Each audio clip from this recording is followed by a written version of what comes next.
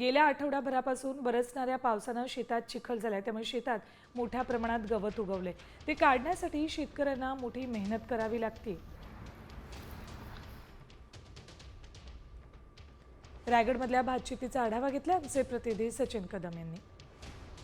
मे महिन्याच्या शेवटच्या आठवड्यात अवेळी पावसाने रायगड जिल्ह्याला झोडपलं आणि त्यानंतरची परिस्थिती आपण पाहिली तर या इथली भातशेती आहे रायगड जिल्ह्यामधली ती धोक्यात आलेली आहे। आता आपण रायगड जिल्ह्यामधल्या महाडमध्ये आहोत। या ठिकाणी पाहिलं तर मोठ्या प्रमाणामध्ये भातशेती केली जाते, मात्र प्रत्यक्षात आता पाहिलं तर या ठिकाणी जो अवेळी पावसानंतर जो उगवलेला गवत आहे शेतामध्ये ते काढत असताना शेतकऱ्याची पूर्ण कंबरडं मोडून गेलेलं आहे। मोठ्या प्रमाणामध्ये गवत आहे ते शेतात उगवलेलं आहे आणि लावणीच्या वेळी जी शेतकरी मेहनत करतो त्यापेक्षा जास्त मेहनत आता शेतकऱ्याला शेतामध्ये करावी लागत आहे। अजून देखील चांगल्या प्रकारचं जे आवड आहे, भाताची रोपं आहेत ती शेतामध्ये उगवलेली नाही आहेत आणि त्यानंतरची परिस्थिती अशी आहे की शेतकऱ्याला मोठ्या प्रमाणामध्ये शेतकऱ्याला आत्तापासून मेहनत करावी लागत आहे। यानंतरचा पावसाचा लहरीपणा कसा असणार आहे त्याचा कोणताही अंदाज नसताना शेतकरी पुन्हा एकदा आपल्या शेतामध्ये सोनं पिकल ह्या अपेक्षेने काम करताना दिसत आहे।